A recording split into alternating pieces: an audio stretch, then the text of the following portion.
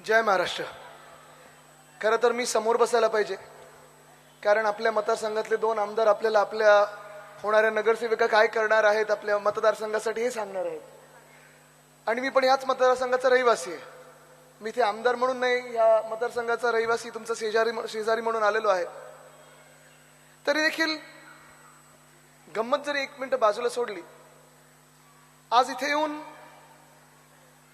एक आनंदाची गोष्ट हीच आहे की जेव्हा एक वर्षापूर्वी आपलं सरकार जरी नाही आलं तरी आपल्या आमदारांनी काय काय काम केले, आपल्या स्थानिक आमदारांनी, आणि खास करून स्थानिक आमदार जे आपल्या पक्षाचे आहेत, तरुण आमदार आहेत, त्यांनी काय काय कामं केलेली आहेत हे पाहून अभिमान पण वाटतो आणि आनंद पण होतो की आम्ही असं काम करून दाखवत असतो. हा विश्वास पक्का बसतो.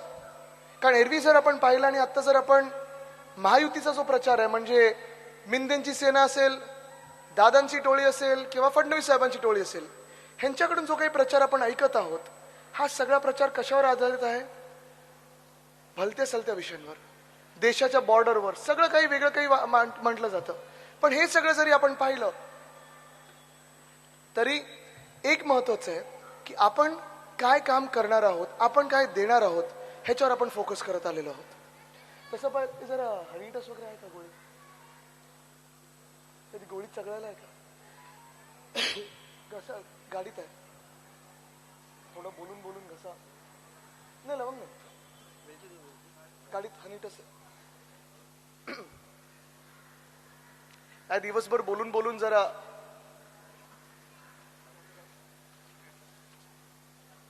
असो, होईल तर होईल, बघू.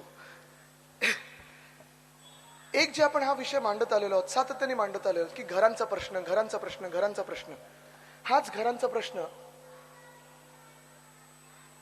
2 मिनिटं थांबूच मला वाटतं जरा.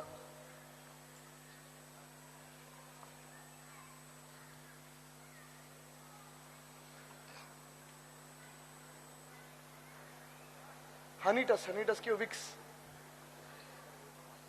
नाही बोलतो मी येईपर्यंत. तर हा जो प्रश्न आहे घरांचा, मला वाटतं फार महत्वाचा आहे. आतापर्यंत ज्याचा उल्लेख होत चाललेला आहे, बीडीडीचा प्रश्न. हाँ, विक्स की गोली लो, खिचखिच दूर करो. काय विक्सच आहे ना, तर भलतं काय जुबान केसरी नाही ना, तर असं करायला लागेल.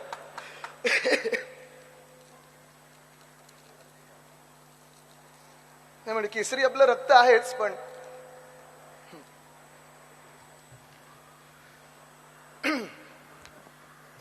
आज जे आपण आमदारांकडून काम ऐकलेलं आहे, ह्या पुढे जाऊन जो आपल्याला काही घरांचा प्रश्न सोडवायचा आहे, तो मला वाटतं फार महत्वाचा ठरतो.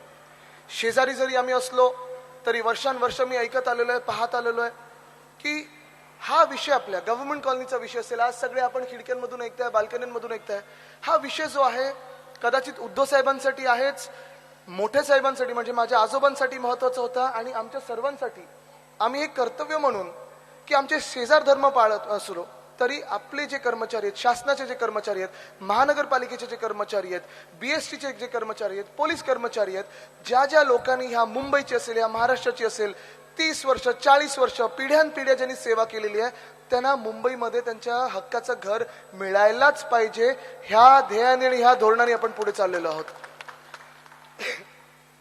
पण हे काम करत असताना अर्थात अनेक वर्ष आपण पाहिलं असेल, आपला संघर्ष कुठेही काही थांबत नव्हता, आपला लढा कुठेही थांबत नव्हता. आपण जी कामं करत आलेलो आहोत त्यात सोबत घरं कशी द्यायची, हा जो संघर्ष आहे हा फार महत्वाचा आहे. आणि हा संघर्ष पुढे नेण्यासाठी मोर्चे काढले, आंदोलनं झाली, अनेक वर्ष, जसं अनिल परबजी सांगत होते की 21 वर्ष ते अधिवेशनात मांडत आलेले विषय आहेत, वरुण आणि मी मांडत आलेलो आहे. पण हे सगळं झाल्यानंतर देखील हा विषय का सुटत नाही, ह्याला जर तुम्हाला उत्तर पाहिजे असेल तर एकच उत्तर आहे, भाजप भाजप भाजप.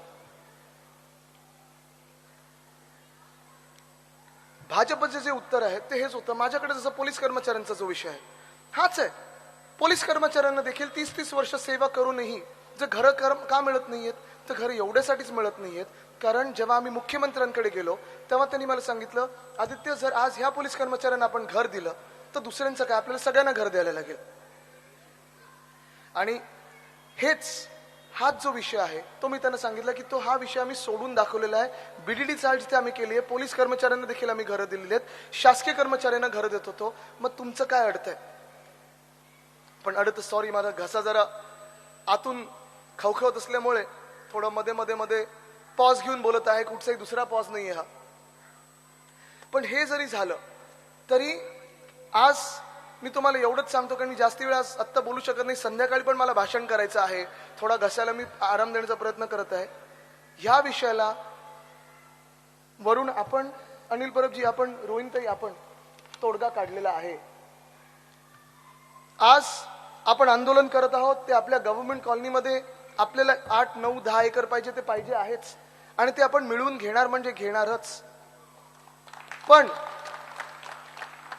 जरी मुख्यमंत्री आपल्याला बोलत असेल की आम्ही देणार नाही, बरं, आत्ता अनिल परबजींनी जो उल्लेख केला की आपण पण आपल्या शेवटच्या कॅबिनेटपर्यंत का थांबलो होतो, जसं आमच्याकडे बीडीडीचा प्रश्न होता, आम्ही पहिल्याच दिवशी मार्गी लावला होता.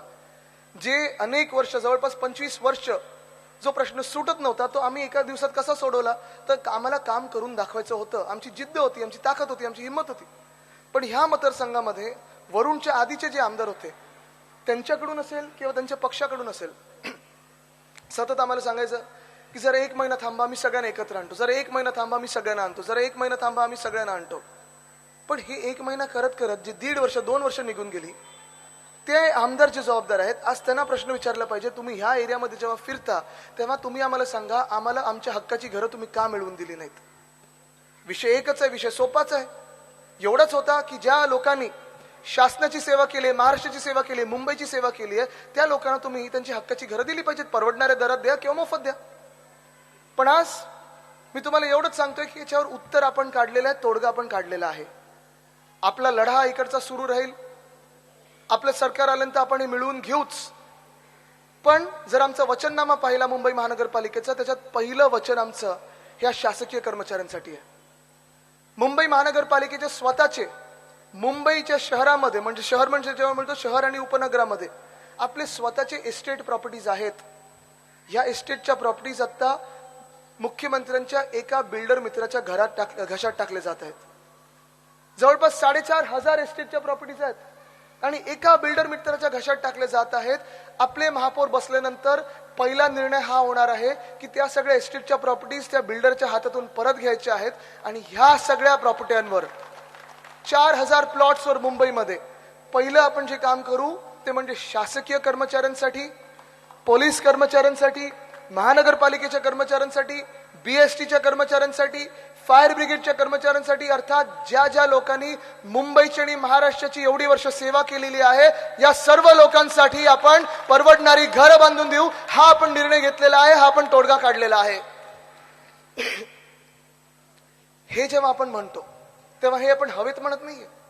हे काही ह्या सरकारसारखं करू, बघू, देऊ असं नाहीये. हे फुल अँड फायनल उत्तर आहे. हेच अर्थ आपण काढत आहोत की आर्थिक नियोजन करून जे काय आपल्याला बाकीचं नियोजन करायचं आहे ते सर्व करून आपण हा निर्णय घेतलेला आहे. आज मी तुम्हाला विचारत आहे, ह्या निर्णयाशी तुम्ही सहमत आहात की नाही?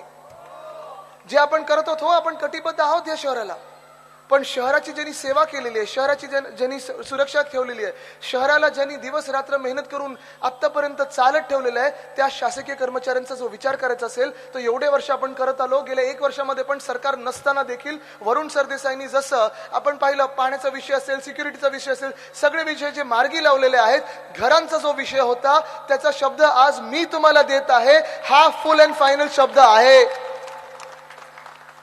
हा लढा इकडचा आपला चालू राहील.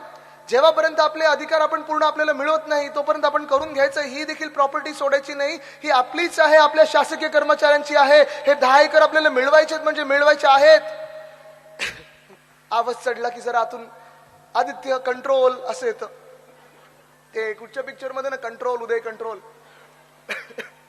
पण तरी देखील मी काय इथे येऊन हे सांगत आहे, जरी घसा कुठच्याही परिस्थितीत असला तरी, कारण आजपर्यंत आम्ही हा लढा जवळून पाहिलेला आहे.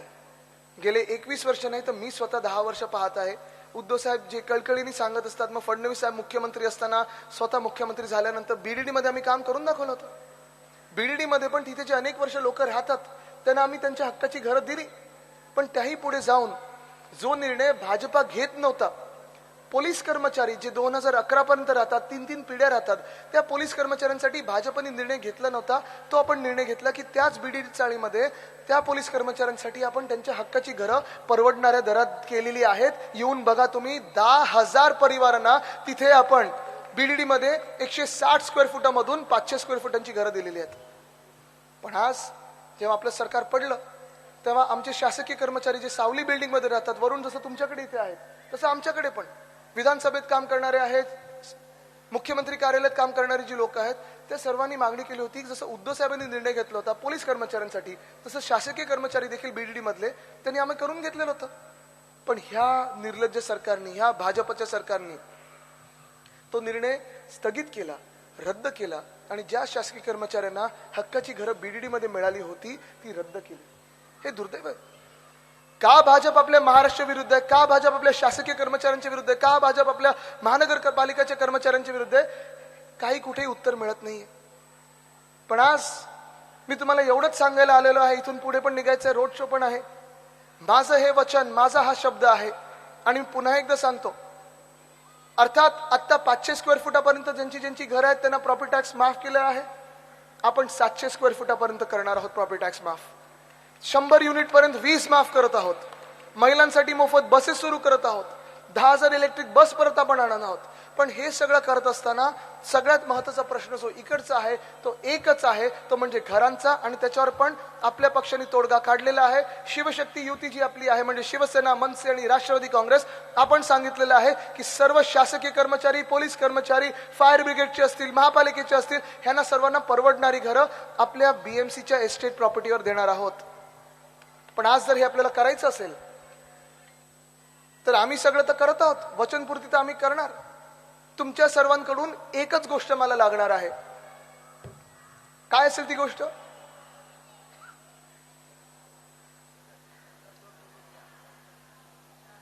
काय असेल ती गोष्ट? नाही, बाकी काही नकोय. ते आपण भाजपवाल्यांसारखे नाही होत मागायला काही बोलतो. टेबलाच्या खाली काही नकोय. मतदान पाहिजे, तुमचं मत पाहिजे. मतदान किती तारखेला आहे? किती? मे, जून, जानेवारी ना, म्हणजे किती दिवसावर आले? मला माहिती आहे शासकीय कर्मचारी त्यांच्या ड्युट्यांवर असतील, पण एक मत तुमचं निर्णायक ठरणार आहे तुमच्या घरांसाठी. एक मत तुमचं निर्णायक ठरणार आहे तुमच्या आवाजासाठी. एक मत तुमचं ठरणार आहे निर्णायक रोहिणीताईंसाठी आणि तेच एक मत निर्णायक ठरणार आहे आपले ह्या वचनपूर्तीसाठी. पण हे एक मत देखील, एक मत म्हणजे एकच मत नाही, एकमताने आपल्याला मतदान झालं पाहिजे. पण एक मत जे मी सांगत आहे ते एक मत कुठच्या चिन्हाला आलं पाहिजे? कुठच्या चिन्हाला आलं पाहिजे? मशाल पक्की माहिती आहे ना, ठरवली ना? ताई किती नंबरवर आहात तुम्ही? बघा, आपली 2 नंबरची कामच नसतात. रोहिणीताई, मला वाटतं तुमचा विजय पक्का आहे. बसा बसा, तुमचा विजय पक्का आहे. तुम्ही नगरसेवक म्हणून जिंकून येणारच आहात. इथे जसं मी आधी थोडी गंमत केली की मी आमदार नाही, मी इथे रहिवाशी म्हणून आलेलो आहे, पण निश्चितपणे मी आमदार पण आहे, मी पक्षाचा नेता पण आहे, मी कार्यकर्ता पण आहे. आणि तेवढीच बांधिलकी ह्या मतदारसंघाची माझी तुमच्यासारखीच आहे. मला वाटतं आपल्या सर्वांचं कर्तव्य राहील की रोहिणीताई आल्यानंतर, अर्थात गटर वॉटर मीटरची आपण कामं तर करूच, पण सगळ्यात पवित्र काम आपल्या मुंबईसाठी राहील ते म्हणजे आपला मराठी टक्का टिकवण्याचं जे काम आहे. आपला हा सगळा जो शासकीय कर्मचाऱ्यांचा पूर्ण जो एक मोठा वर्ग आहे, आतापर्यंत ठीक आहे ना, आपण जेव्हा जेव्हा त्यांच्याकडे जातो, आमदार म्हणून आम्ही जातो किंवा तुम्ही गव्हर्नमेंट कॉलनीमध्ये असाल किंवा गव्हर्नमेंट ऑफिसमध्ये असाल, कुठच्याही ऑफिसमध्ये जाल, आपली कामं करून देतात, आपल्याला मदत करत असतात. आपण आता कटिबद्ध राहिलं पाहिजे. आपण वचन त्यांना दिलं पाहिजे की होय, तुमचं मत आम्ही फुकट घालवणार नाही. तुम्ही ज्या विश्वासाने आम्हाला मतदान कराल त्याच विश्वासाने वचनपूर्ती करू. आणि तुम्हाला कळेल की ह्या आपल्या सरकारचा पहिला निर्णय हाच असेल की तुमच्या घरांचा विषय आम्ही मार्गी लावणार, म्हणजे लावणारच. आज हा शब्द देतो आणि तुर्तास इथे थांबतो. धन्यवाद. जय हिंद, जय महाराष्ट्र, वंदे मातरम. धन्यवाद साहेब. शासकीय कर्मचारी आपले स्थानिक यांच्या वतीने आदित्य साहेब ठाकरे यांचा इथे सन्मान होत आहे. त्यानंतर शिवशक्ती युतीतील सर्व पदाधिकाऱ्यांना सुद्धा मी विनंती करतो की त्यांनी सन्मानाने आदित्य साहेब यांचा सन्मान आपल्या हस्ते करा.